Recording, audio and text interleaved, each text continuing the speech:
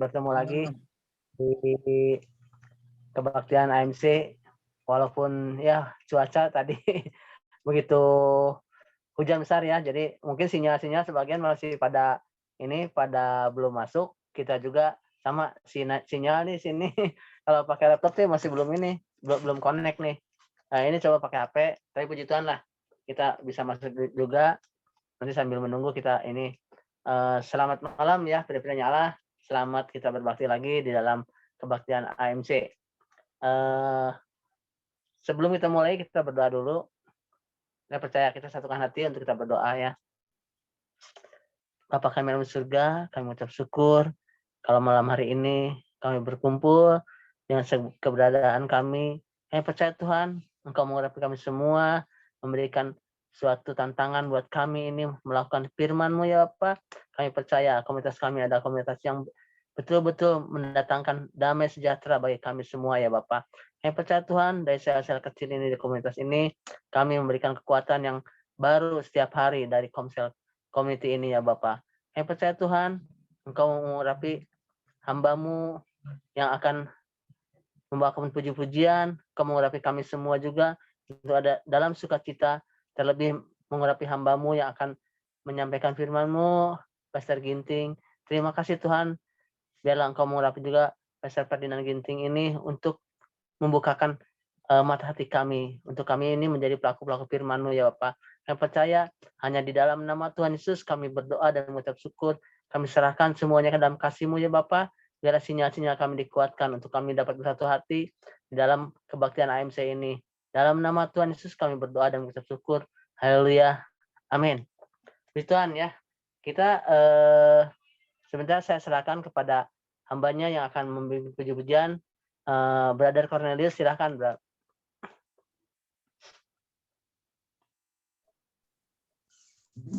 Halo, bagaimana suaranya? Jelas? Jelas. Jelas, Bro? Jelas ya? Ya, jelas. Oke, mari Bapak-Bapak yang dikasih oleh Tuhan, AMC. Sebentar kita akan datang kepada Tuhan. Siapkan hati kita, fokuskan. Saya mau ngajak Bapak-Bapak malam hari ini untuk menyembah. Bukan kata-kata yang indah yang keluar dari mulut kita. Tuhan mau kita menyembah Tuhan. Mari, siapkan hati kita, fokuskan. Rasakan lawatan Tuhan malam ini. Kuduskan. Haleluya. Kuduskan kami Tuhan, urapi kami. Kami percaya Roh-Mu yang kudus hadir di tengah-tengah kami. Sekalipun berjauhan, sekalipun berbeda tempat. Tuhan, tolong Tuhan. Saat ini sinyal internet kurang baik, kami percaya. Kami minta Tuhan penyertaan Tuhan, pimpinan Tuhan. Supaya Tuhan sampai akhir sinyal ini bisa Tuhan berjalan dengan baik, kami boleh menerima firman Tuhan. Kami boleh merasakan hadirat Tuhan. Terima kasih Bapak, kami percaya, kami mengucap syukur malam hari ini. Urapi kami semua hamba-hamba Tuhan yang melayani Tuhan. Dalam nama Tuhan Yesus. Kau hiasi kehidupanku dengan kemurahan. Kau rancangkan masa depanku penuh dengan harapan. Kau hiasi kehidupanku dengan kemurahan. Kau rancangkan masa depanku penuh dengan harapan.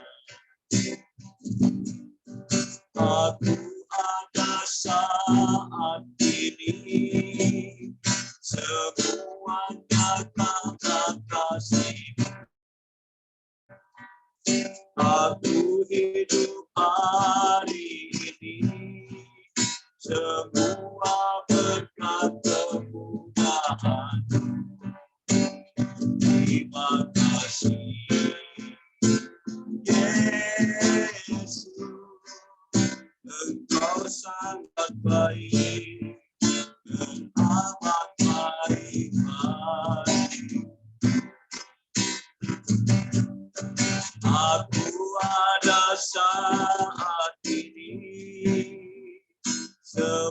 sebuah kata kasih. Aku hidup hari ini semua berkat kemurahan.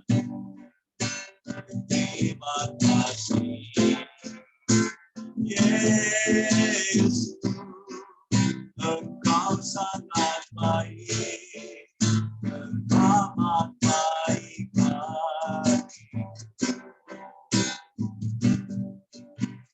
Kau hiasi kehidupan dengan kemurahan. Kau rancangkan masa depanku penuh dengan harapan. Aku ada saat ini sebuah kata kasih-Mu. Aku hidup hari ini sebuah berkat kemurahan. Terima kasih Yesus, Engkau sangat baik, teramat baik bagiku. Engkau sangat baik, teramat baik bagiku. Engkau sangat baik, teramat baik bagiku. Mari sembah Tuhan, haleluya. Oh haleluya. Oh haleluya. Haleluya. Haleluya. Oh haleluya. Oh haleluya.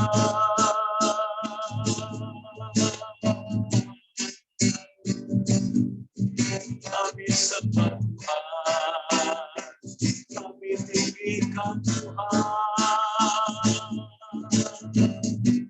Urapi kami Tuhan, urapi kami Yesus. Haleluya. Haleluya.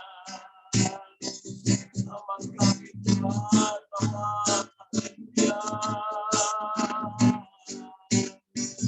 Oh, haleluya.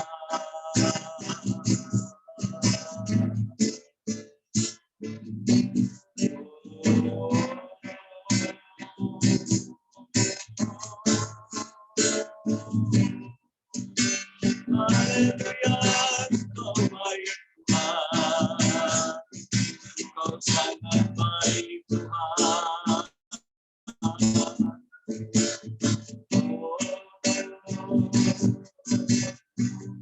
Engkau sangat baik Tuhan, Engkau hiasi kehidupan Tuhan. Terima kasih Tuhan, terima kasih Bapa. Oh haleluya, haleluya.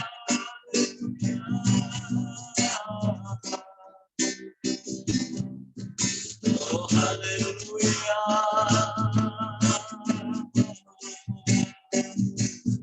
Haleluya.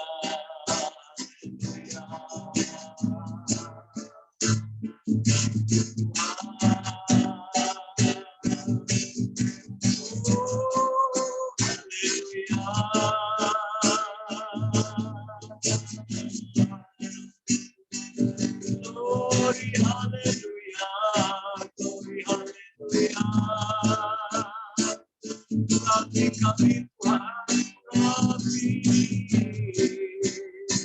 Nama kami Tuhan, rapi. Nama kami Tuhan, lawan kami.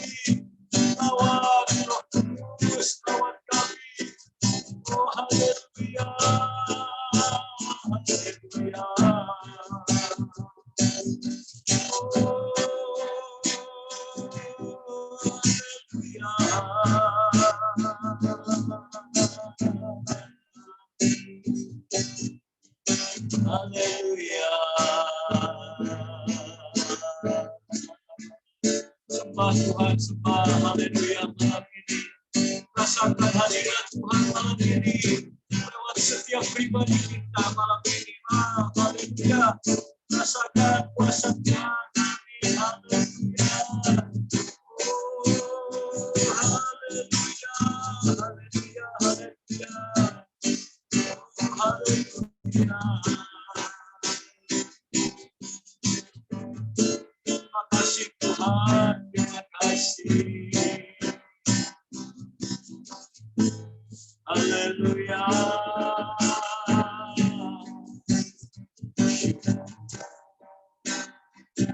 Haleluya. Haleluya.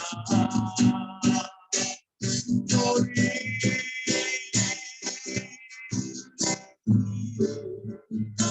Haleluya. Haleluya. Glory.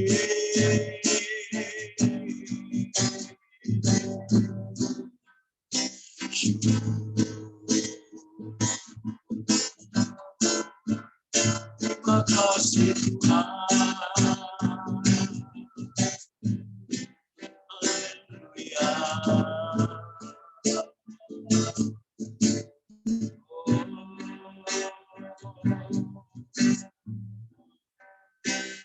Haleluya. Haleluya. Terima kasih Tuhan. Malam ini kami menyembah-Mu. Kami menyembah-Mu. Haleluya. Syukur haleluya Tuhan. Haleluya. Oh haleluya. Haleluya. Haleluya. Glory. Haleluya. Haleluya. Oh haleluya. Yesus. Yesus. Haleluya. Yesus. Terima kasih Tuhan. Haleluya.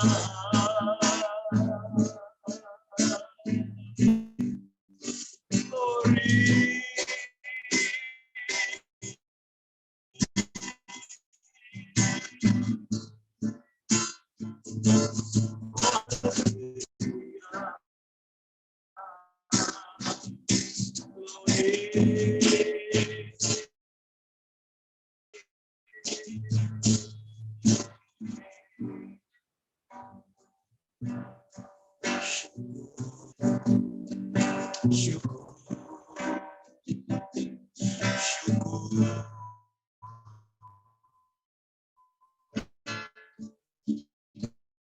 Mari Roh Kudus.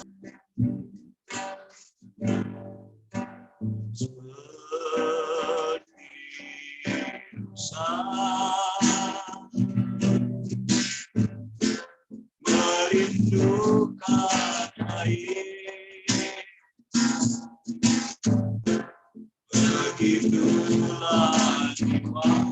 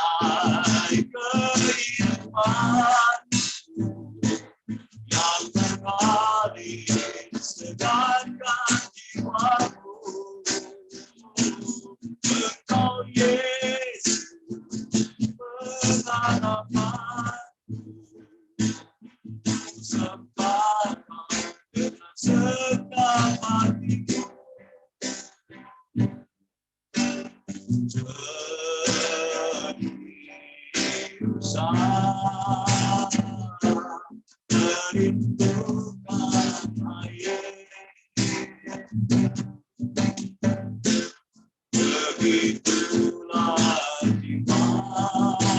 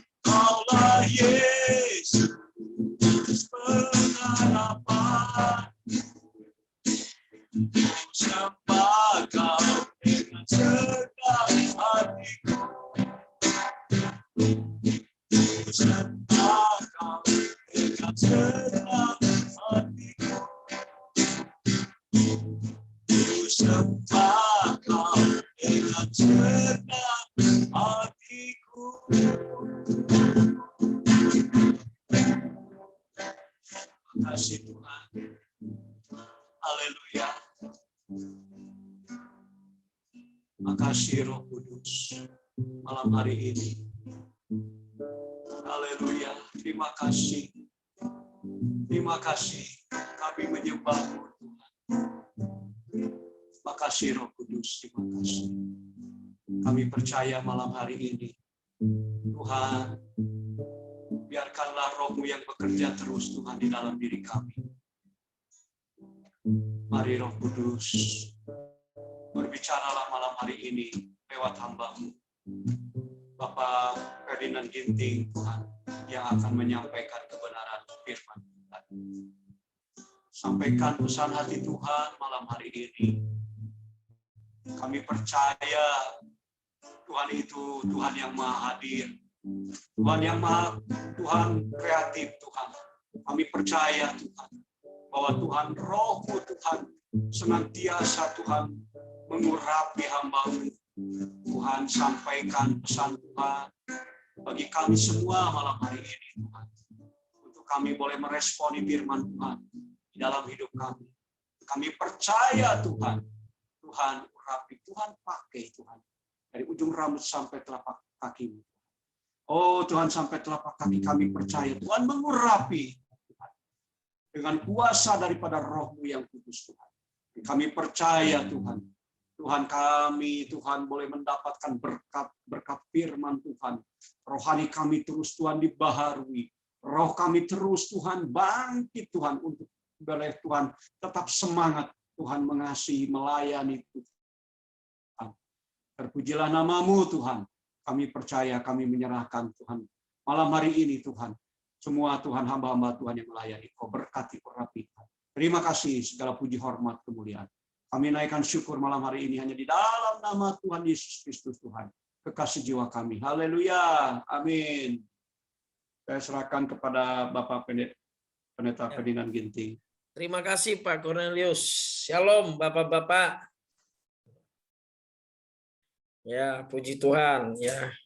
Kayaknya jaringan agak parah dari pagi ini ya, Bapak Ibu ya, Bapak-bapak ya, tapi nggak apa-apa, kita berdoa supaya semua kita bisa mendengar jelas ya. Suara saya bisa kedengaran jelas Bapak-bapak? Oke, puji Tuhan ya. Baik, hari ini saya bersyukur ya, berterima kasih buat kita semua ya. Saya diberikan kesempatan, anugerah ya untuk bisa memberikan sharing ya.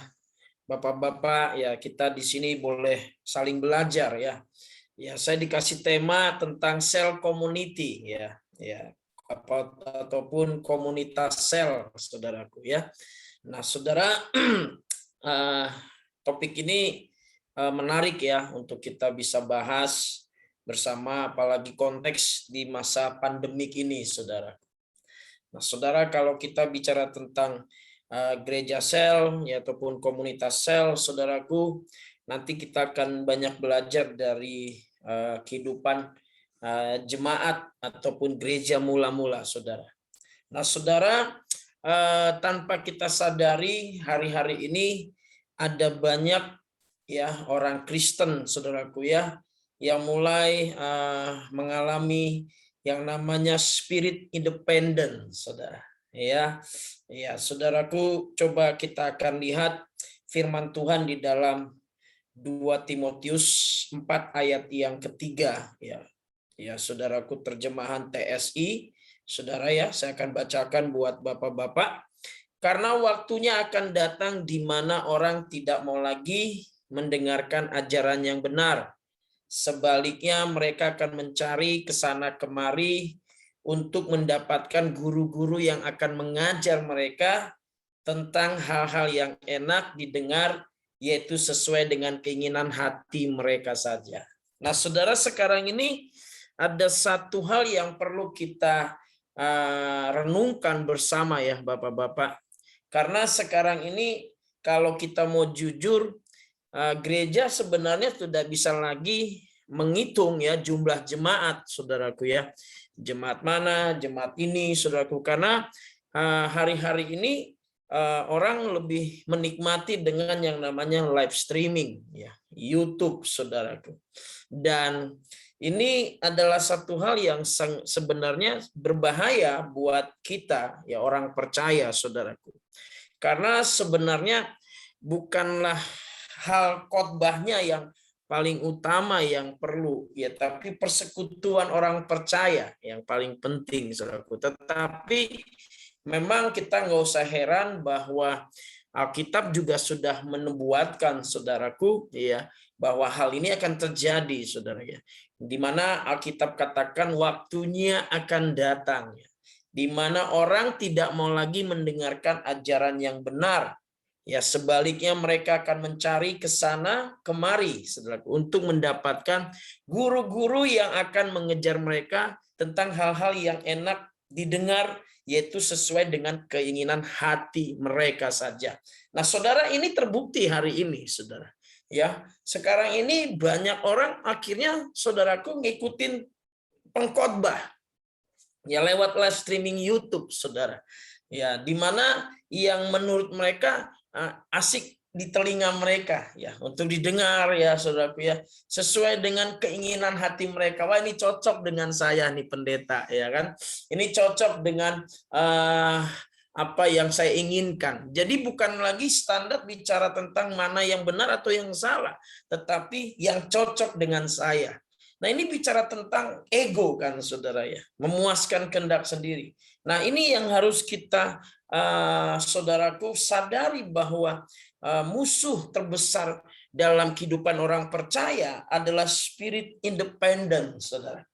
Makanya apalagi sekarang ada istilah kita, saudaraku ya, jangan dulu bersosialisasi, ketemu orang, rame-rame gitu, saudaraku. Sebenarnya ini juga tanpa kita sadari menjebak kan, saudaraku ya. Sebetulnya persekutuan ataupun bersosialisasi itu kan nggak harus ketemu, apalagi sekarang juga kita bisa ketemu lewat Zoom ya, saudaraku. Artinya hubungan itu, persekutuan itu nggak perlu hilang sebenarnya, saudara. Ya, tapi ini terjadi hari ini, ya kan, saudara.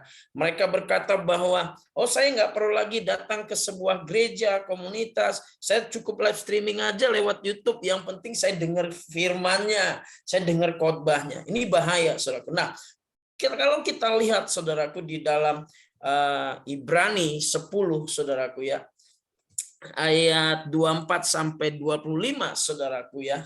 Dikatakan, saudaraku, demikian, dan marilah kita saling, ya kan, saudara, saling memperhatikan ya, supaya kita saling mendorong dalam kasih dan dalam pekerjaan baik ya. Janganlah kita menjauhkan diri dari pertemuan-pertemuan ibadah kita.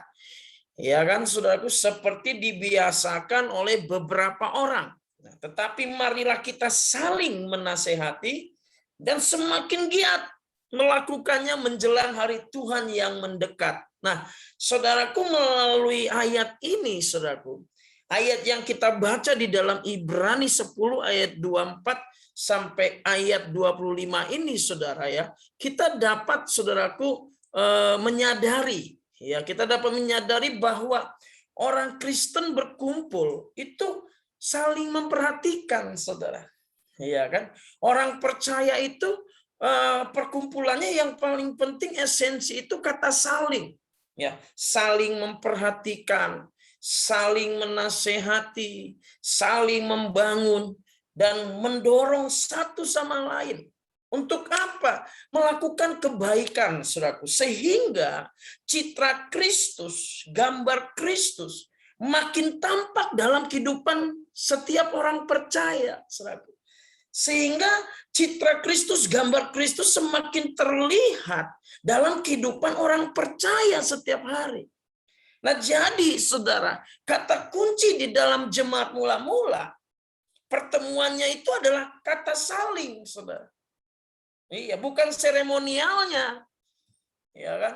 Bukan acaranya, bukan ritualnya, tetapi kata kunci daripada sebuah pertemuan orang percaya, ya, orang Kristen adalah yaitu kata saling. Itu kata kuncinya, saudaraku. Bukan liturginya, bukan seremonialnya, bukan ritualnya, saudaraku, tapi kata saling, saudara. Kalau kita mau jujur, saudara, ayat-ayat Alkitab banyak yang memuat kata saling, saudara. Tetapi kadang kita membacanya sambil lalu saja, ya kan? Ya. Gereja kini, saudaraku ya, gereja masa kini banyak dijalankan ya oleh CEO rohani dalam tanda kutip, ataupun selebritis rohani, alias one man show, saudara. Ya, sedangkan anggota jemaat ya yang lainnya hanya pelengkap, atau malah saudaraku hanya menjadi penonton yang pasif. Ya, hanya sekedar nonton, ya kan, mendengar gitu, saudaraku, datang duduk diam, saudaraku, dan rata-rata mereka pasif. Nah, akhirnya saudaraku, orang Kristen hari ini berkata, di YouTube pun saya sama aja seperti ketika saya datang ke ibadah gereja. Apa bedanya, Pak? Bedanya cuma ketemu fisik, kan? Tetapi kata kunci salingnya emang ada di ibadah hari Minggu? Enggak juga, saudara. Kita mau jujur nih. Ya kan, saudara. Nah, seringkali kita terjebak dengan seremonialnya. Ya kan, sehingga akhirnya orang berkata, buat apa saya ke ibadah hari ini? Di live streaming YouTube juga sama, Pak. Ya kan, enggak ada bedanya waktu saya hadir ke ibadah Minggu sama saya hadir di live streaming. Toh saya memuji, menyembah, lalu saya dengar firman.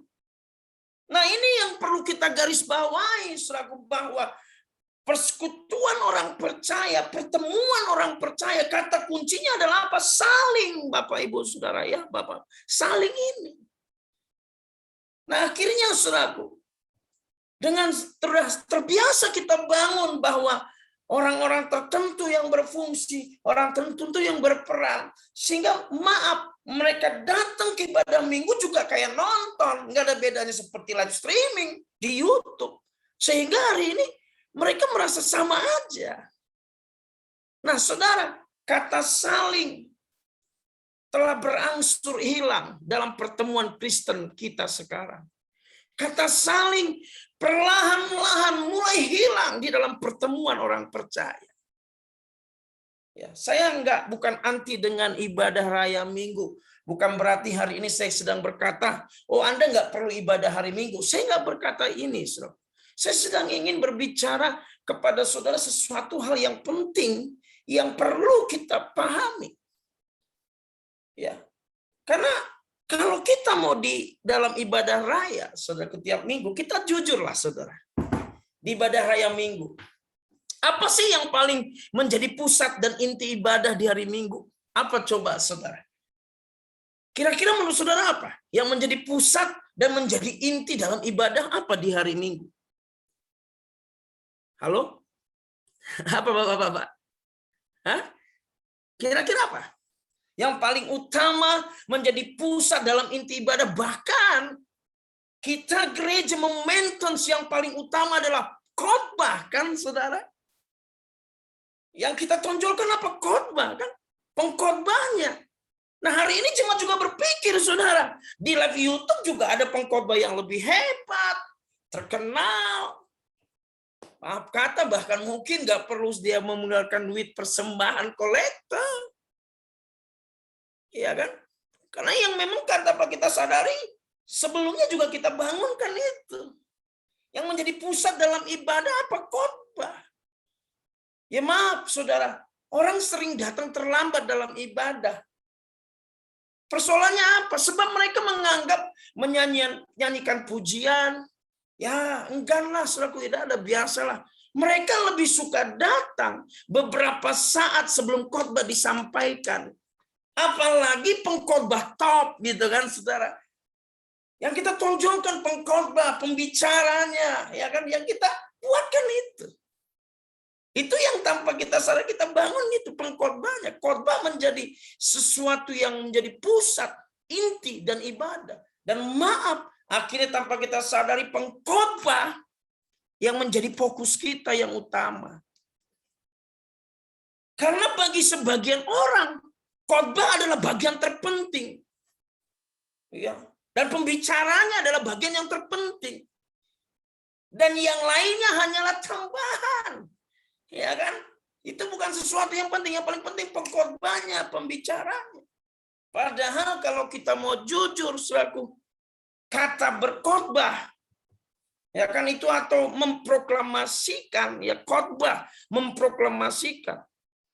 Dalam bahasa Yunaninya itu keruso, saudara. Yang selalu digunakan kata keruso ini dalam konteks penginjilan di luar perkumpulan orang Kristen. Jadi kata khotbah itu sebenarnya selalu bahasa asli keruso. Dan itu selalu digunakan dalam konteks penginjilan di luar perkumpulan orang percaya. Tapi hari ini tanpa kita sadari, itu kita jadikan justru di perkumpulan orang percaya. Padahal sebetulnya khotbah ataupun memproklamasikan, itu konteksnya adalah bicara penginjilan di luar pertemuan orang Kristen. So, bisa baca nanti Kisah Para Rasul 2 ayat 14 sampai ayat yang ke-40. Ya. Nah, jadi saudara, apa yang terjadi dalam ibadah jemaat mula-mula? Ya kan? Jemaat mula-mula yang terjadi itu adalah kata mengajar yang digunakan, bukan khotbah. Tapi mengajar, saudara. Pengajaran di sini pun bukan berbentuk monolog. Satu arah. Ya, yang selama ini kita lakukan di gereja, yaitu monolog satu arah selama 30 sampai 45 menit. Pak Pendeta, nanti khotbahnya 30 sampai 40 menit ya, 45 menit. Itu sebetulnya konteks pertemuan orang Kristen tuh nggak gitu, saudara. Tapi konteks pertemuan orang percaya itu kata mengajar. Tapi kata mengajar di sini juga bukan monolog, bukan satu arah. Tapi lebih dalam bentuk dialog, saudara, diskusi. Nah, contohnya dalam Kisah Para Rasul, ya, 20. Boleh buka slide-nya, Pak? Iya, Kisah Para Rasul 20 ayat 7, saudara. Ya, kita katakan gini, pada hari pertama dalam minggu itu, ketika kami berkumpul untuk memecah-mecahkan roti, Paulus berbicara dengan saudara-saudara di situ. Karena ia bermaksud untuk berangkat pada keesokan harinya, pembicaraan itu berlangsung sampai tengah malam. Jadi Paulus berbicara, kata berbicara, dialek ghetto, ya, dialek ghetto kepada orang-orang, saudaraku. Kata dialek ghetto lebih cenderung kepada perkataan dialogis, bukan oratoris. Jadi seorang pengajar bertanggung jawab atas apa yang disampaikannya. Nah, Kisah Para Rasul 17 ayat 11, saudara. Orang-orang Yahudi di kota itu lebih baik hatinya daripada orang-orang Yahudi di Tesalonika. Karena mereka menerima firman itu dengan segala kerelaan hati Dan setiap hari mereka menyelidiki kitab suci untuk mengetahui apakah semuanya itu benar demikian.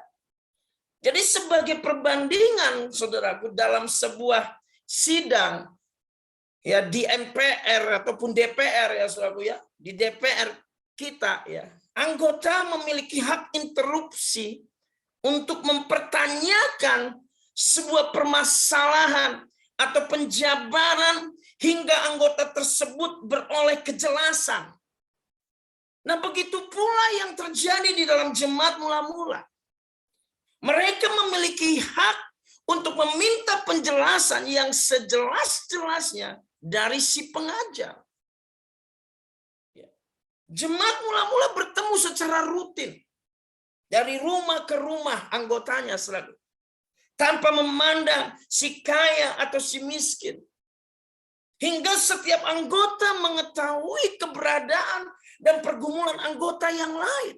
Mereka sangat saling memahami. Mereka sangat tahu pergumulan satu sama lain. Dari situ akhirnya mereka timbul empati terhadap sesamanya, timbul rasa peduli terhadap sesamanya. Sehingga jemaat mula-mula mengadakan perjamuan Tuhan setiap berkumpul. Artinya apa? Makan bersama. Kisah Para Rasul 2, ayat 42 dan ayat 46. Ya. Oke, Pak. Ya, Kisah Para Rasul 2, ayat 42 sampai 26. Saya bacakan. Mereka bertekun ya dalam pengajaran rasul-rasul dan dalam persekutuan. Dan mereka selalu berkumpul untuk memecahkan roti dan berdoa. Dengan bertekun dan dengan sehati mereka berkumpul tiap-tiap hari dalam bait Allah. Mereka memecahkan roti di rumah masing-masing secara bergilir dan makan bersama-sama dengan gembira dan dengan tulus hati. Ya, saudara lihat itu. 1 Korintus 11, ya ayat 20. Apabila kamu berkumpul, kamu bukanlah berkumpul untuk makan perjamuan Tuhan. Nah, saudara lihat lagi, Yudas 1:20. Akan tetapi kamu, saudara-saudaraku yang kekasih, bangunlah dirimu sendiri di atas dasar imanmu yang paling suci dan berdoalah dalam Roh Kudus. Jadi perjamuan Tuhan bukan semata mengadakan perjamuan kudus, tetapi makan besar bersama, di mana setiap anggota memberikan sumbangsi, bukan dibebankan pada pihak tuan rumah. Bersanding dengan roti dan anggur sebagai simbol yang nyata dari kesatuan mereka. 1 Korintus 10 ayat 16 sampai 17. Bukankah cawan pengucapan syukur yang atasnya kita ucapkan syukur adalah persekutuan dengan darah Kristus? Bukankah roti yang kita pecah-pecahkan adalah persekutuan dengan tubuh Kristus? Karena roti adalah satu, maka kita sekalipun banyak adalah satu tubuh. Karena kita semua mendapat bagian dalam roti yang satu itu. Jadi persekutuan ataupun saling berbagi, ini merupakan agenda utama pertemuan dalam jemaat mula-mula. Dan bukan khotbah. Bukan pembicara, saudaraku. Apakah makan bersama adalah agenda utama mereka? Tentu saja tidak. Saat jemaat mula-mula berkumpul, mereka saling mendoakan, mempelajari firman Tuhan, menyanyi bersama. Mereka memiliki tujuan untuk membangun tubuh, membangun jemaat, dan makan bersama sebagai sebuah keluarga. Sebagaimana ada tertulis dalam Efesus 5 ayat 19. Dan berkata-katalah seorang kepada yang lain dalam mazmur, kidung puji-pujian, dan nyanyian rohani. Bernyanyi dan bersoraklah bagi Tuhan dengan segenap hati. Jadi Bapak-Bapak, jemaat mula-mula bertemu secara rutin dari rumah ke rumah anggotanya. Tanpa memandang si kaya atau si miskin sekali lagi. Sehingga setiap anggota mengetahui keberadaan dan pergumulan anggota yang lain. Dari situ dapat timbul empati. Sekali lagi, mereka saling peduli. Ya kan, saudara? Nah, jadi saudaraku, di dalam 1 Korintus, ya Kolose ya, silakan Pak slide berikutnya. Ya Kolose 2, Kolose 3:16. Hendaklah perkataan Kristus diam dengan segala kekayaannya di antara kamu. Sehingga kamu dengan segala hikmat mengajar dan menegur seorang akan yang lain. Dan sambil menyanyikan mazmur dan puji-pujian dan nyanyian rohani, kamu mengucap syukur kepada Allah di dalam hatimu. Jadi di sini kita perhatikan setiap orang loh saudara. Bukan one man show. Bukan satu orang, tapi setiap orang. Bukan hanya seseorang atau sebagian orang datang berkumpul untuk membagikan sesuatu. No. Tapi setiap orang datang berkumpul membagikan sesuatu. Bukan hanya satu orang yang datang membagikan sesuatu, ataupun sebagian orang yang datang membagikan sesuatu dalam pertemuan orang percaya, tetapi Alkitab berkata setiap orang, semua datang ke pertemuan orang percaya, mereka datang untuk membagikan sesuatu. Jadi sikap jemaat mula-mula adalah apa? Memberi, berkorban. Wow, saudara, ini dahsyat, saudara.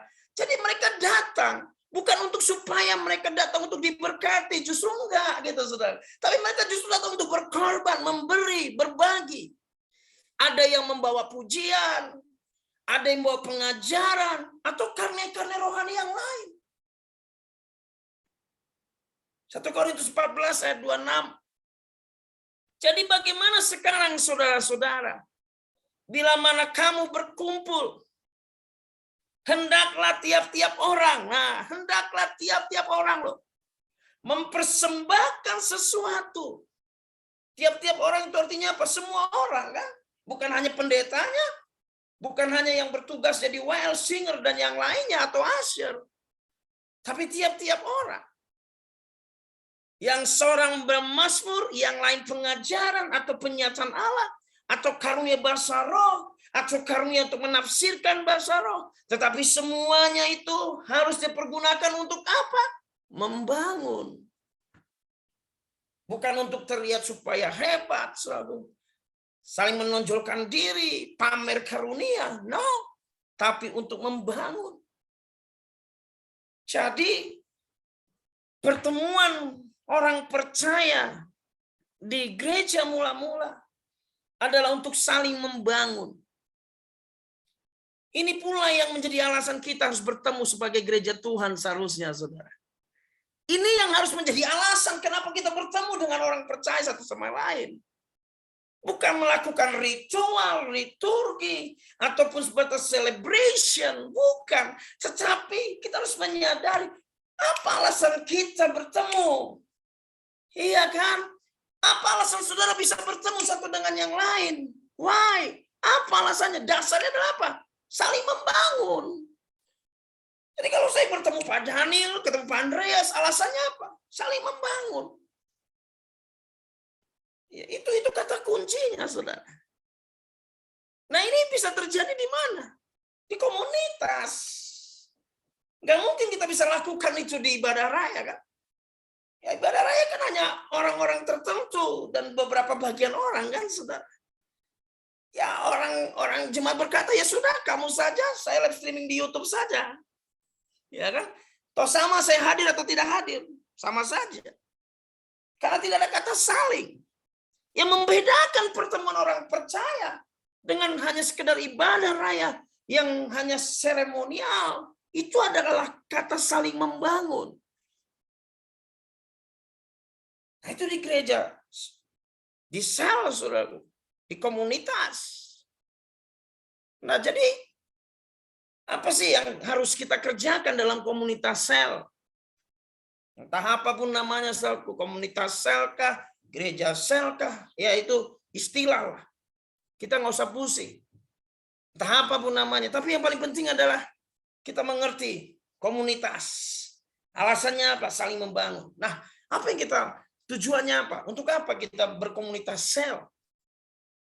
Yang pertama, dari penjelasan ayat-ayat yang kita telah baca hari ini, yaitu berkumpul bersama-sama, saudara.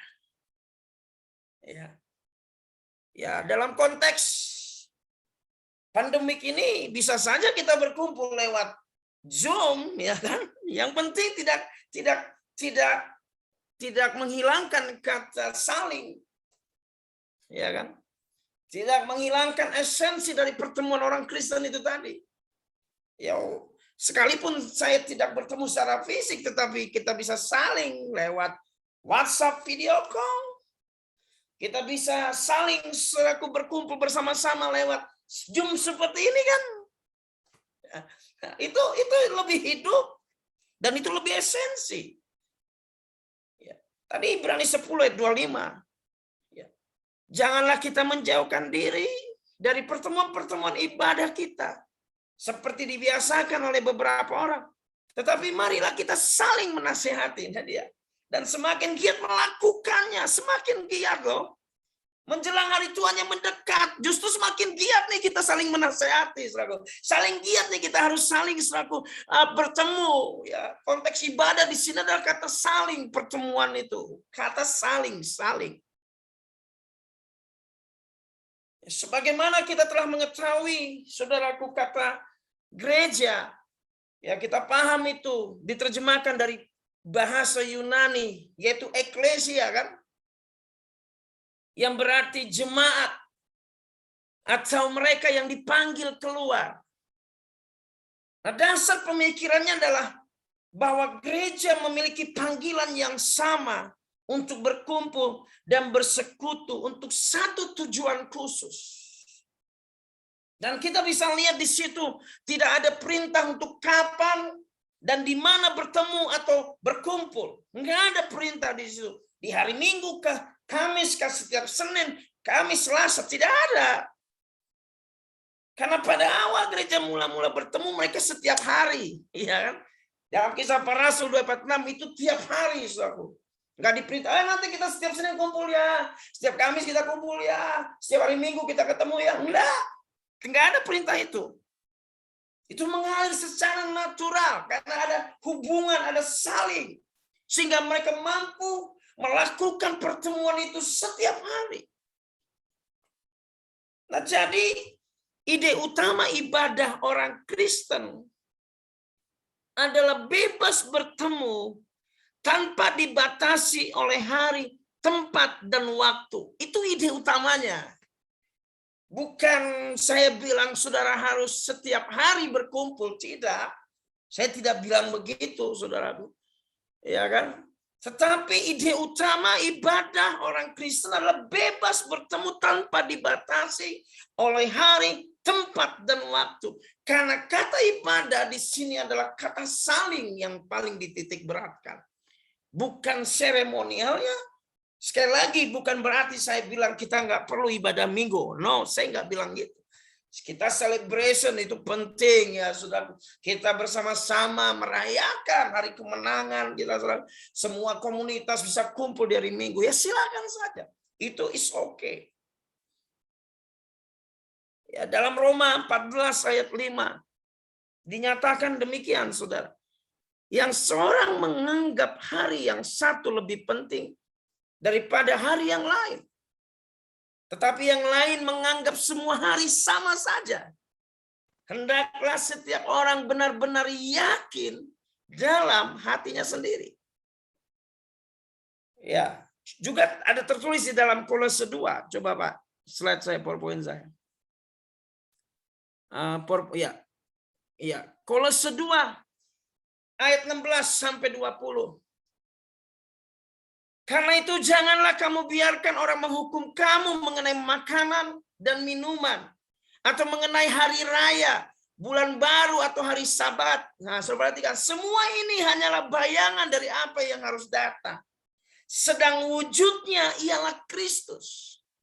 Janganlah kamu biarkan kemenanganmu digagalkan oleh orang yang berpura-pura, merendahkan diri dan beribadah kepada malaikat, serta berkanjang pada penglihatan-penglihatan dan tanpa alasan membesar-besarkan diri oleh pikiran yang duniawi, sedang ia tidak berpegang teguh kepada kepala dari mana seluruh tubuh yang ditunjang dan diikat menjadi satu oleh urat-urat dan sendi-sendi, menerima pertumbuhan ilahinya. Apabila kamu telah mati bersama-sama dengan Kristus dan bebas dari roh-roh dunia, mengapakah kamu menaklukkan dirimu pada rupa-rupa peraturan, seolah-olah kamu masih hidup di dunia? Jadi, sekalipun kita tidak mengubah hari ibadah kita dari hari Minggu pagi ke hari yang lain, nilainya di mata Tuhan tuh tetap sama, saudaraku. Ya, nilainya tetap sama di mata Tuhan.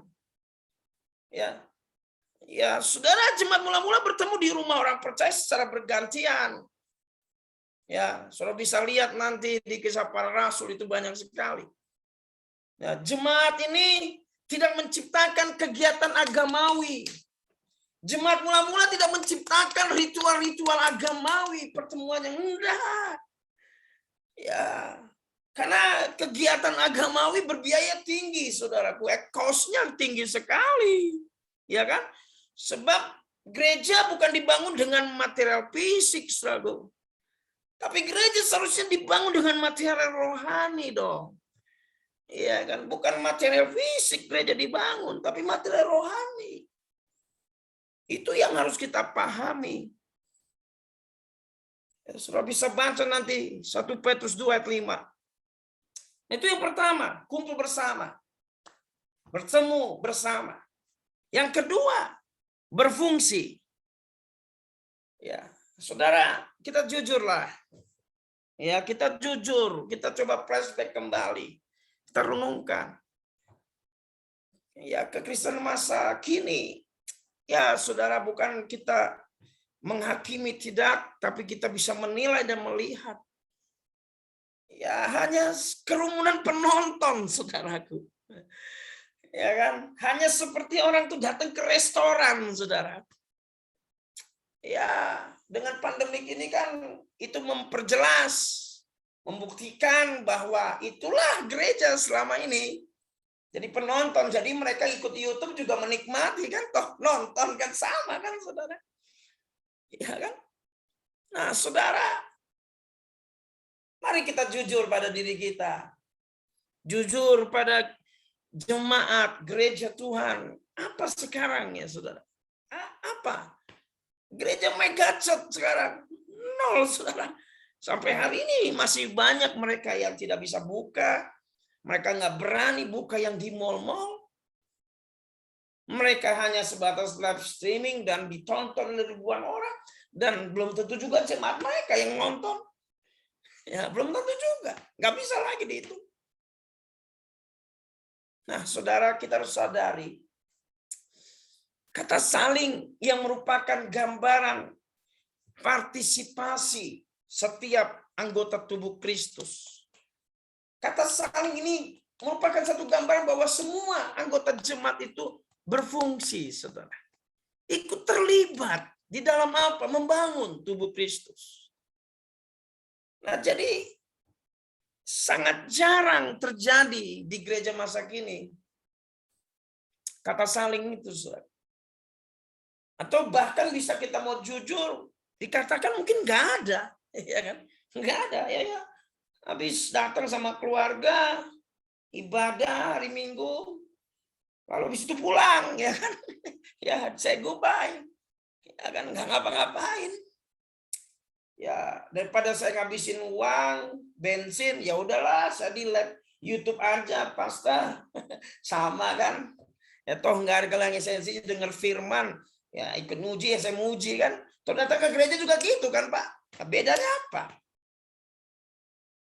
Ya, seringkali kita hanya jujur hari ini banyak gereja hanya berharap ya jemaat itu setia untuk hadir ibadah Minggu, ya kan? Ya ikut aktif dalam kegiatan gereja, program gereja, ya kan? Dan yang lebih mantap lagi kalau mereka terlibat untuk memberikan persembahan dan persepuluhan, wah itu keren lagi tuh, ya kan? Itu jujur, saudara. Ya, hal-hal tersebut seolah sudah menandakan seseorang adalah seorang Kristen yang setia dan bertumbuh. Oh, kekristenan yang bertumbuh itu setia ibadah minggu, lalu mereka setia terlibat dalam segala aktivitas dan program gereja, lalu mereka setia berpersembahan dan perpuluhan. Oh, berarti itu jemaat bertumbuh. Ukuran kita itu.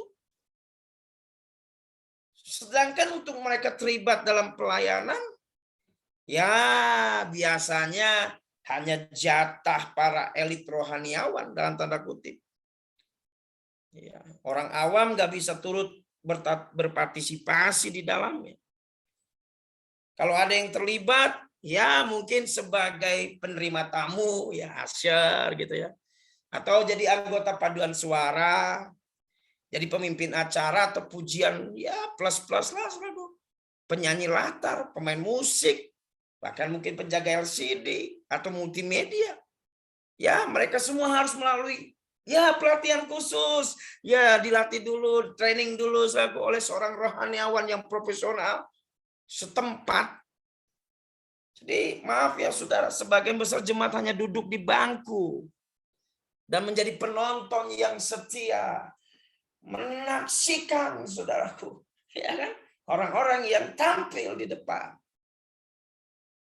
tapi kehilangan. Untuk apa sebetulnya kita bertemu, berfungsi? Bukan jadi penonton. Jadi coba kita mau jujur, coba kita bandingkan dengan jemaat mula-mula. Yang ditekankan untuk saling berbagi kan. Sikap mereka adalah hendak membagi sesuatu bagi saudara. Entah itu doa, entah itu nubuatan, pengajaran, kata-kata dorongan semangat, kesaksian pribadi, bahkan mempersembahkan pujian dan karunia-karunia yang telah Roh Kudus karuniakan kepada masing-masing anggota tubuh Kristus. Itu jemaat mula-mula. Dan mereka tidak ada rasa takut dalam pertemuan. Mereka tidak ada rasa takut ibadah, sebab kalaupun ada kesalahan, mereka bisa saling menasehati. Kalaupun ada kesalahan, mereka bisa saling menasehati loh. Misal salah berkarunia, salah mengartikan, salah bernubuat. Mereka bisa saling menasehati. Mereka nggak takut. Mereka bisa saling membimbing. Mereka bisa saling meluruskan suatu pandangan yang keliru. Bahkan menegur dalam kasih. Ya, jadi artinya apa? Setiap orang diberikan kesempatan untuk berbagi. Bukan hanya orang-orang tertentu. Ya, sebagaimana yang tertulis di dalam 1 Petrus 2, bisa dibuka slide-nya, Pak? Oke, sudah. 1 Petrus 2 ayat 5 dan ayat ke-9 kan? Yang tadi, Pak, yang tadi. 1 Petrus 2 ayat 5 dan 9. Dan biarlah kamu juga dipergunakan sebagai batu hidup untuk pembangunan suatu rumah rohani, bagi suatu imamat kudus, untuk mempersembahkan persembahan rohani yang karena Yesus Kristus berkenan kepada Allah. Tetapi kamulah bangsa yang terpilih, imamat yang rajani, bangsa yang kudus, umat kepunyaan Allah sendiri, supaya kamu memberitakan perbuatan-perbuatan yang besar dari Dia, yang telah memanggil kamu keluar dari kegelapan kepada terangnya yang ajaib. Juga tertulis dalam Wahyu 5 ayat 10. Dan kau telah membuat mereka menjadi satu kerajaan dan menjadi imam-imam bagi Allah kita, imam-imam bagi Allah kita. Dan mereka akan memerintah sebagai raja di bumi. Jadi melalui ayat-ayat ini, saudara, kita bisa mengetahui dan memahami dan mengenali bahwa ternyata setiap orang percaya, apapun profesi dia, apapun selaku pekerjaannya, orang percaya itu imam di hadapan Allah. Wow, saudara. Di hadapan Allah orang percaya, profesinya mau pengusaha, polisi, satpam, tapi di hadapan Allah orang percaya adalah imam. Jadi imam bukanlah sebuah gelar, tetapi fungsi kita di hadapan Allah. Sayangnya pengertian ini menjadi luntur kan saudara. Ya, gereja modern zaman sekarang menekankan ide bahwa hanya mereka yang memiliki panggilan khusus saja dari Tuhan yang boleh jadi imam. lulusan sekolah teologi, ya kan? Itu yang bisa jadi imam, dilantik jadi PDP, PDT, PDT, dan yang lainnya. Jadi penekanan kata imam hari ini lebih kepada sebuah jabatan, bukan fungsi. Padahal imam bukan jabatan, Pak. Imam itu adalah fungsi. Orang percaya semua berfungsi jadi imam. Karena di hadapan Tuhan, apapun profesi saudara, saudara adalah imam. Jadi bukan jabatan. Ya, ataupun sebuah gelar.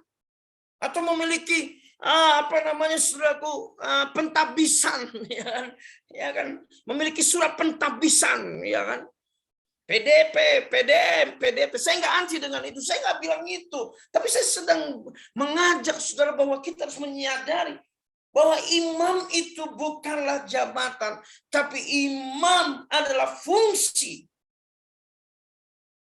Jadi yang celakanya kan hanya mereka yang telah ditabiskan saja, yang telah memberikan kontribusi dalam jemaat. Kalau belum ditabiskan nggak boleh. Nah, kenapa jemaat gereja modern kita saat ini suam-suam kuku, saudara? Ya, karena perlahan tapi pasti jemaat masa kini menjadi dingin dan apatis secara rohani. Disebabkan sebagian dalam tanda kutip elit rohaniawan yang takut melibatkan kaum awam, tanda kutip, saudara, ya, takut melibatkan kaum awam, tanda kutip. Elit-elit rohaniawan ini takut melibatkan kaum awam, ya, tanda kutip, saudara, dalam pertemuan ibadah, kecuali melakukan ya hal-hal kecil, ya, yang tidak menyangkut penyampaian firman Tuhan, contohnya. Ya, kalau jadi asyir boleh lah, ya kan, ya kan, kolektan boleh, tapi kalau khotbah jangan, ya, belum boleh, harus imam. Ya, padahal semua kita imam, ya.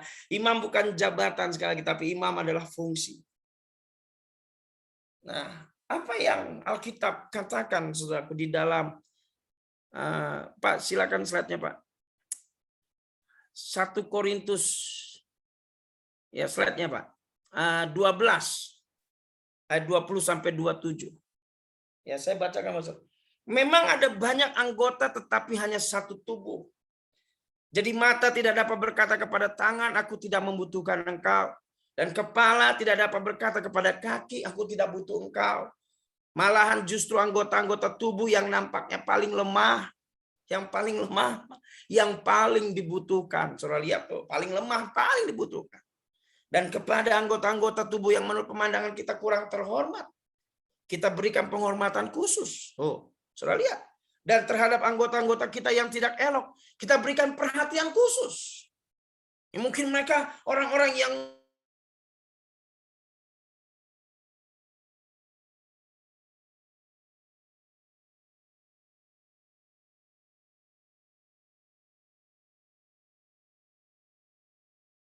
penghormatan khusus. Supaya jangan terjadi perpecahan dalam tubuh. Tetapi supaya anggota-anggota yang berbeda itu saling memperhatikan. Karena itu jika satu anggota menderita, semua anggota turut menderita. Jika satu anggota dihormati, semua anggota turut bersukacita. Kamu semua adalah tubuh Kristus dan kamu masing-masing adalah anggotanya. Jadi setiap anggota, setiap jemaat didorong untuk menggunakan karunia-karunia-Nya, saudara.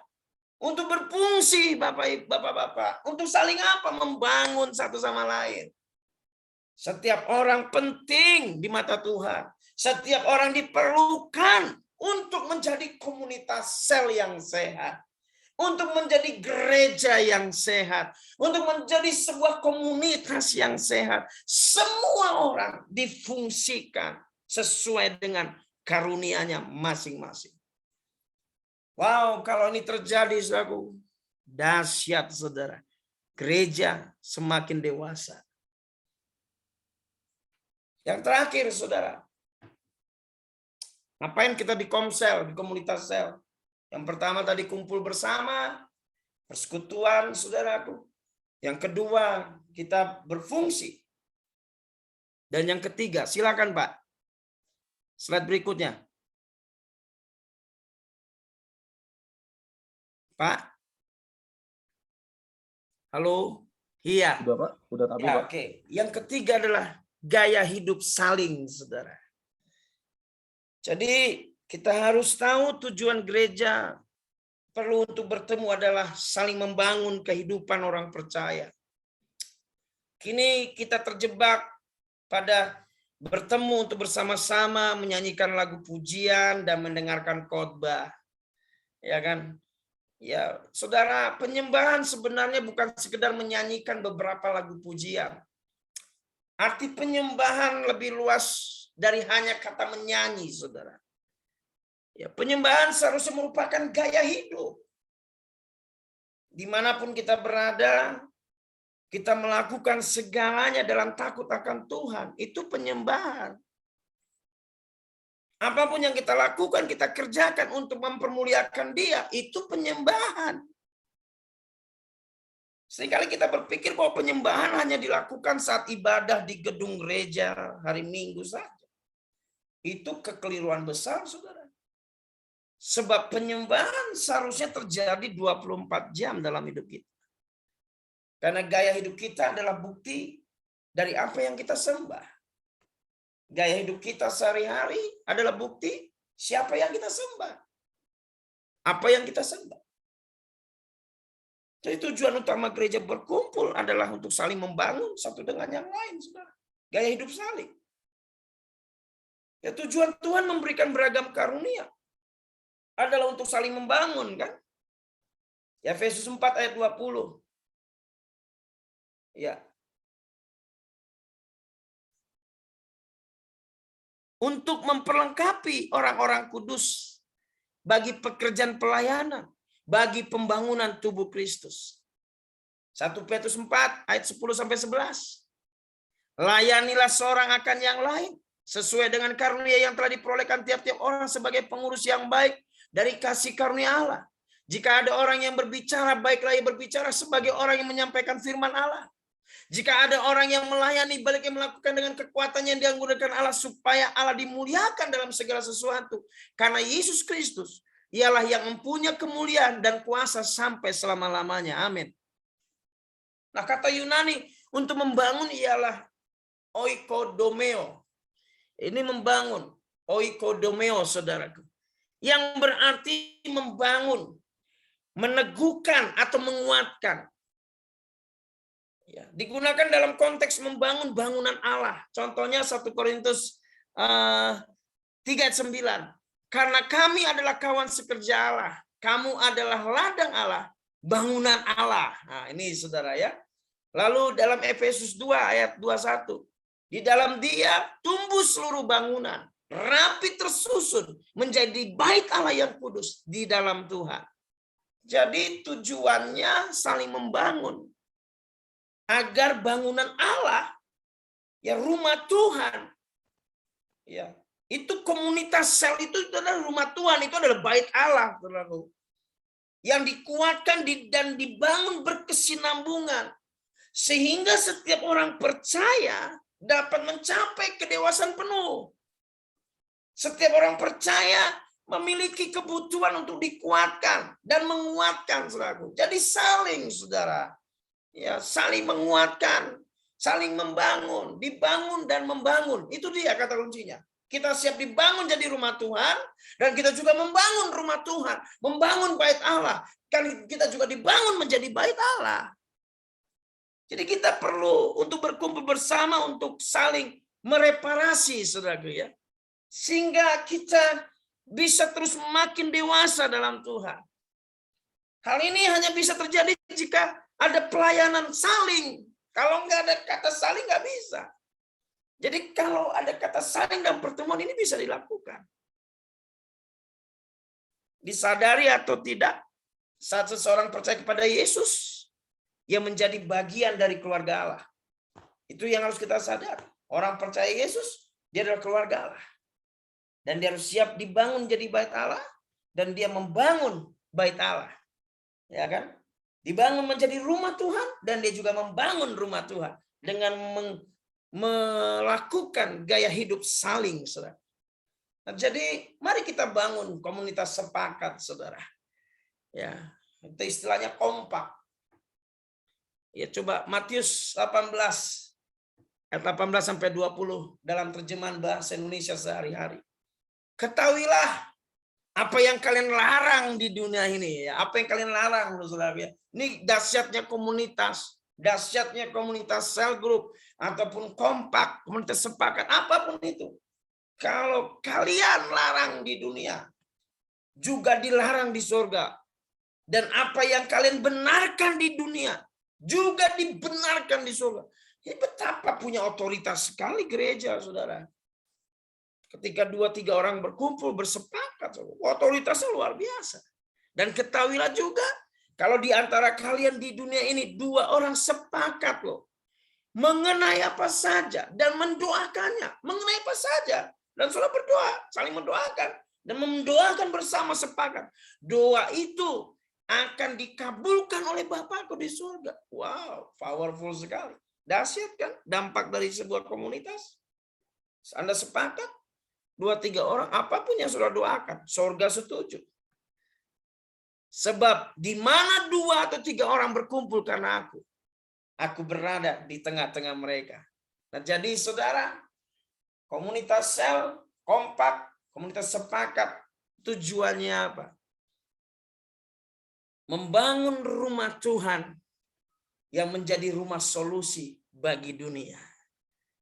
Pastikan komunitasmu adalah solusi bagi dunia. Bagi lingkungan sekitarmu. Menjadi jawaban. Karena kita bilang, saudara, dalam Yesaya sudah bernubuat bahwa di hari-hari terakhir, orang akan datang berbondong-bondong ke rumah Tuhan. Kenapa? Karena di Sionlah pengajaran, ada hikmat. Jadi, di hari-hari terakhir ini, rumah Tuhan, komunitas orang percaya, harus menjadi jawaban bagi dunia ini. Menjadi solusi bagi dunia ini. Dan tentunya kita juga membangun tubuh Kristus yang mengekspresikan Kristus korporat kepada dunia. Menghadirkan Kristus secara korporat bagi dunia ini. Sehingga citra Kristus terlihat secara korporat kepada dunia. Itu yang perlu kita pahami. Dan kita membangun komunitas kerajaan Allah yang punya otoritas, yang berwibawa untuk berkuasa menaklukkan dunia, saudara. Nah, Bapak Ibu Saudara, komsel ataupun komunitas apapun itu namanya, itu sebetulnya adalah pemuridan keluarga rohani, saudara. Ya, yang dimana di dalamnya hubungannya adalah Bapa dan Anak dan sahabat rohani. Ya, di dalamnya, di dalam komunitas itu ada Bapa rohani dan Anak rohani dan sahabat rohani, saudaraku. Ya, inilah komsel, inilah komunitas sepakat, ada pembapaan dan ada akuntabilitas, saling mempertanggungjawabkan kehidupannya. Ada persaudaraan, persahabatan sejati, saudara, satu dengan yang lain. Dan bangunlah itu, saudaraku. Dan saya percaya komunitas Bapak yang ada di gereja saudara akan menjadi komunitas yang berdampak bagi dunia ini. Tuhan Yesus memberkati saudara. Mari kita berdoa. Bapa, kami bersyukur. Kami berterima kasih dengan apa yang kami telah sharing satu dengan yang lain hari ini. Biarlah kami menjadi satu gereja yang Tuhan maksudkan. Bukan hanya kami terjebak dengan satu kegiatan ritual, hanya bersifat celebration dan lainnya. Tapi yang penting adalah kami boleh mempraktekkan kata saling satu sama lain.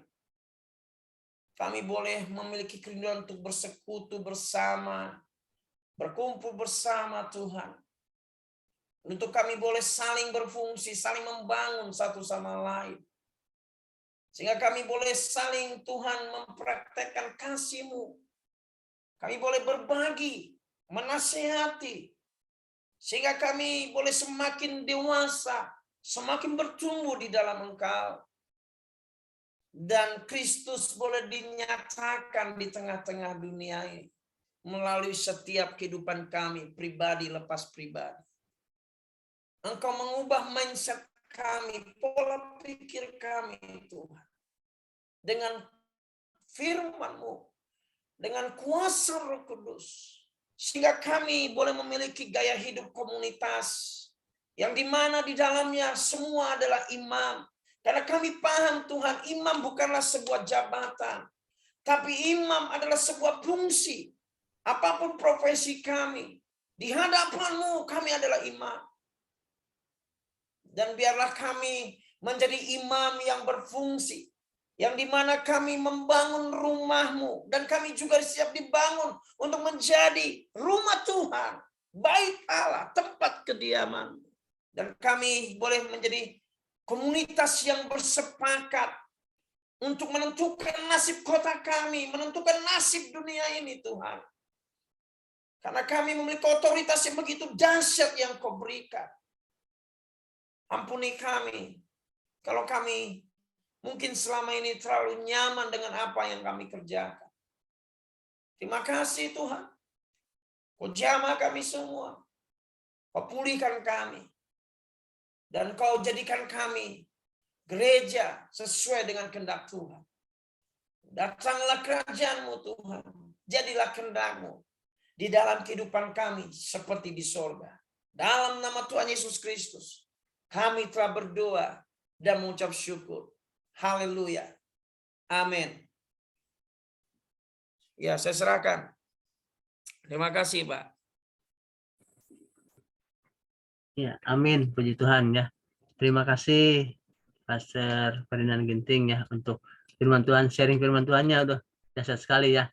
Kita untuk bisa berkomunitas ya. Di komunitas itu kita saling ya. Salingnya banyak nih. Kita bisa berbagi ya. Nanti sebentar ada untuk pertanyaan ya. Mungkin Pastor Ferdinand Ginting bisa sambil mempersiapkan dari kaum pria Allahnya. Ini kita bisa mendengarkan pujian ya. Dari host bisa menyediakan satu pujian sambil menunggu. Silakan buat host.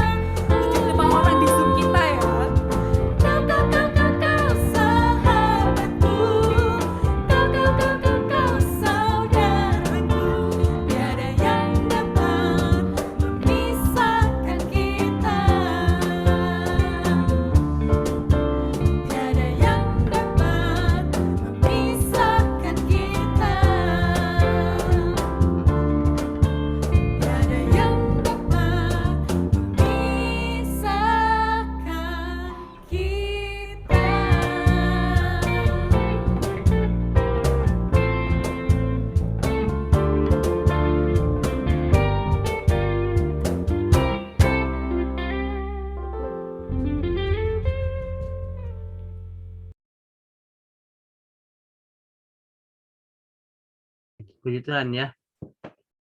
Siapa yang mau bertanya ya mengenai firman Tuhan komunitas sel ini ya. Karena kalau komunitas kita yang sepakat secara kompak, maka di situ akan membangun rumah Tuhan ya, yang menjadi rumah solusi bagi dunia ini ya. Ada yang mau bertanya? Ada yang bertanya? Silakan. Nggak usah malu-malu ya. Yang bertanya mungkin ada yang kurang jelas ya masalah komunitas sel atau udah paham semua nih.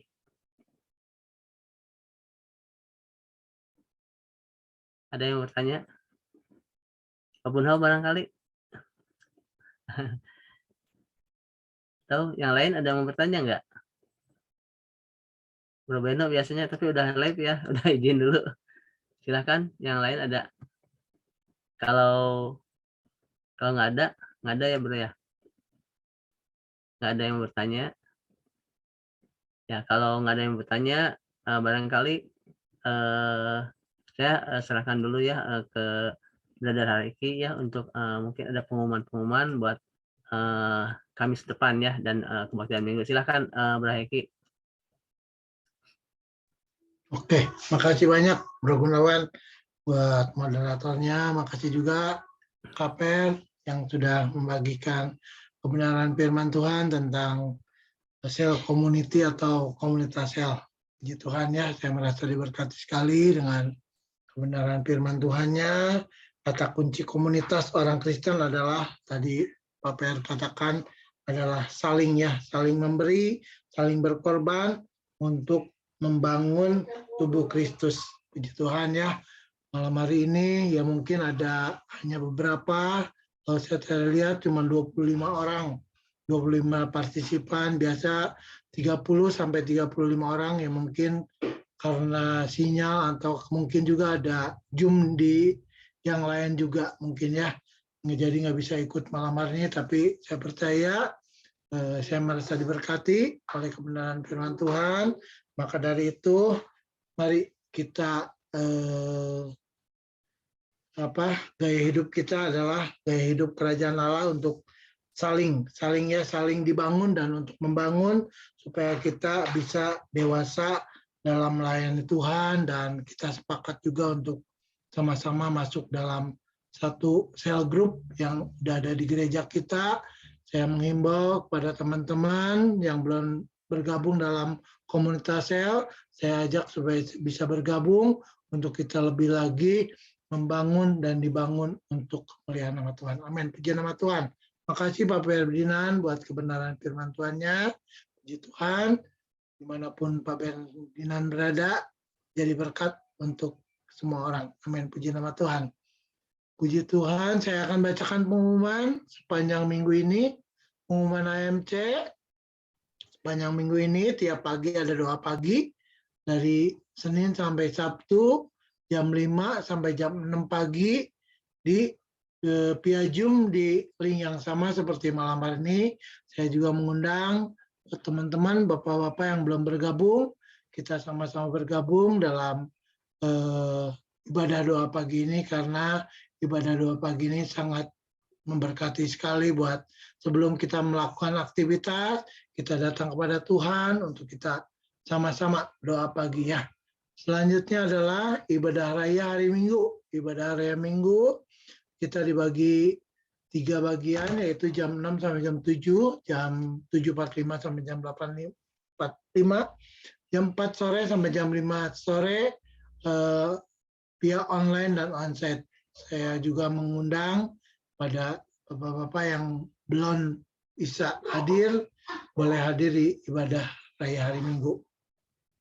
Selanjutnya adalah minggu depan. Minggu depan kita akan dilayani oleh Bapak Pendeta Jimmy dari Karawang dengan tema Who is my friend?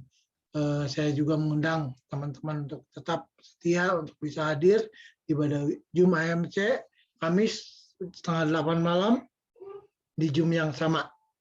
Selanjutnya adalah persembahan kolekte AMC buat bapak-bapak yang terbeban untuk mempersembahkan kolektenya boleh melalui rekening BCA atas nama Bapak Mulyawan Setia Utama dengan nomor rekening 67651755503. Boleh ditransfer.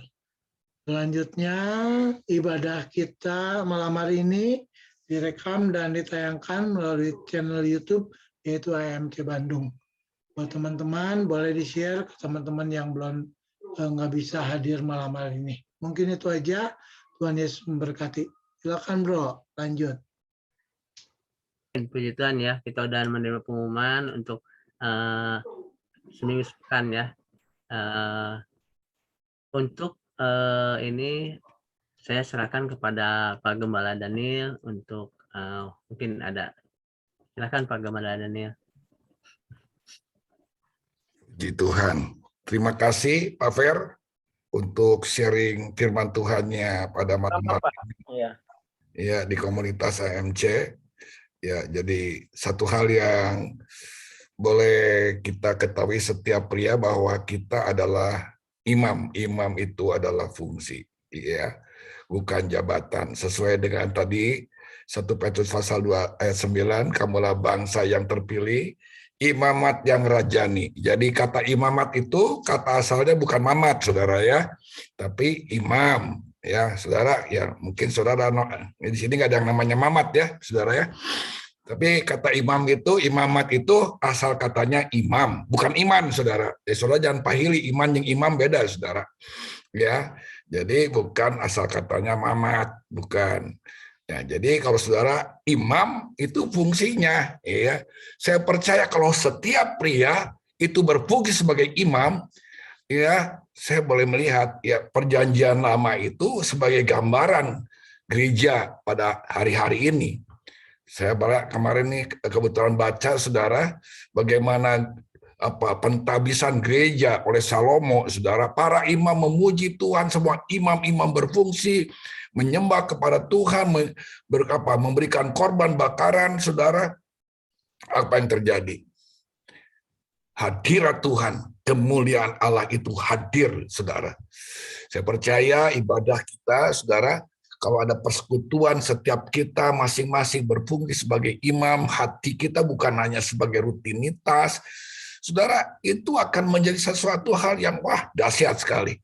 Sebab itu, mari saudara, setiap pria kita Kamis ini bukan sekedar yuk jom Kamis, tapi mari saudara punya fungsi masing-masing untuk apa? Kita ini punya fungsi sebagai imam. Yang untuk memiliki hati, untuk menyembah, datang kepada Tuhan, dan rindu untuk setiap jiwa-jiwa datang kepada Tuhan. Ya, imam itu kan gitu, saudara. Ya, imam itu berdiri antara Tuhan dan bangsa Israel. Jadi setiap pria datang memiliki koneksi dengan Tuhan, juga rindu untuk senantiasa memenangkan jiwa-jiwa bagi kemuliaan Tuhan. Pasti, saudara, komunitas ini akan dahsyat. Saudara, ya boleh jadi alat sarana untuk tadi dikatakan menjadi jawaban bagi dunia ini, bagi kemuliaan Tuhan. Terima kasih sekali Pak Fer, Tuhan berkati buat pelayanannya. Terima kasih semua, Tuhan berkati. Ya, sebentar kita akan tutup dalam doa.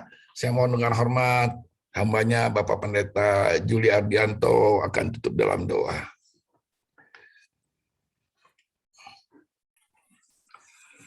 Mari kita bersama-sama mengakhiri AMC malam hari ini dalam doa. Kami bersyukur Tuhan lewat ibadah AMC malam hari ini, kami semakin dibuka wawasan kami semakin disegarkan, kami semakin dikuatkan, langkah iman kami boleh semakin mantap sebagai pria-prianya Tuhan, sebagai imam-imamnya Allah, dapat mempersembahkan kehidupan kami sendiri dan keluarga kami ke hadapan Tuhan agar menjadi hormat dan kemuliaan nama Tuhan. Berkati hamba Tuhan yang sudah melayani pada malam hari ini, akan sampai kepada hamba Tuhan yang menyampaikan sharing firman Tuhan. Tuhan memberkati, berkati usaha pekerjaan kami semua, berkati rumah tangga kami, keluarga besar kami, dimanapun berada, agar kami semua boleh menikmati hidup di dalam kasih kemurahan anugerah Tuhan. Terima kasih. Kami akhiri malam hari ini Dalam nama Tuhan Yesus Kristus. Saudara-saudara, mari kita arahkan hati dan pandangan kita kepada Tuhan. Terimalah berkat, anugerah, damai, dan sejahtera dari Allah Bapa kita.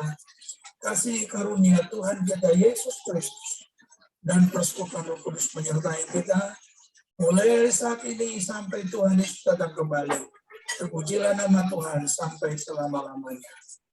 Amin. Terima kasih. Ya. Pak Juli.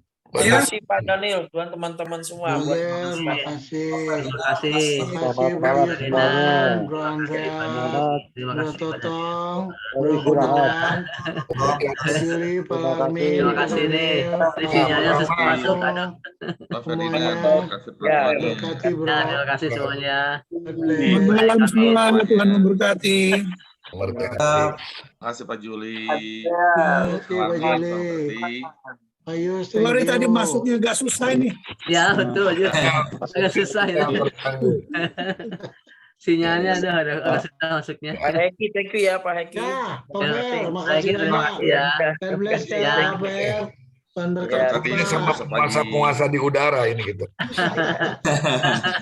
Pak Larmin, terima kasih. Berkati ya, saya juga. Semuanya. Andreas Christian, berkati Bro Andreas. Yo, bye-bye. Oh iya, thank you ya. Terima kasih. Bro Terima kasih. Andreas, Pak Ya. Eri, semuanya. Rik, Ya, berkati. terima kasih ya. Bro Gunawan, thank you Ya. ya. Thank you sama-sama Bro Nah, Heki. Pak Surya, Terima kasih ya. Tuang semuanya. Iya, Semua boleh. kasih, Bro. sampai 2 pagi. Ya, sampai besok. Terima kasih Pak Yusman, terima Ya, kasih. Bro, Ya, thank you ya. terima Bro. Terima kasih. Terima Pak kasih. Uceng, Pak Cornelius buat pelayanannya. Ya, terima kasih sama-sama. Terima kasih. Izin live. Siap. Live ya.